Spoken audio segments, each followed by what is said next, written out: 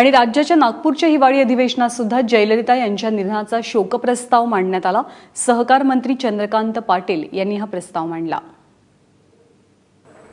शोकप्रस्ताव तामिळनाडू राज्याच्या मुख्यमंत्री श्रीमती जयललिता यांच्या दुःखद निधनाबद्दल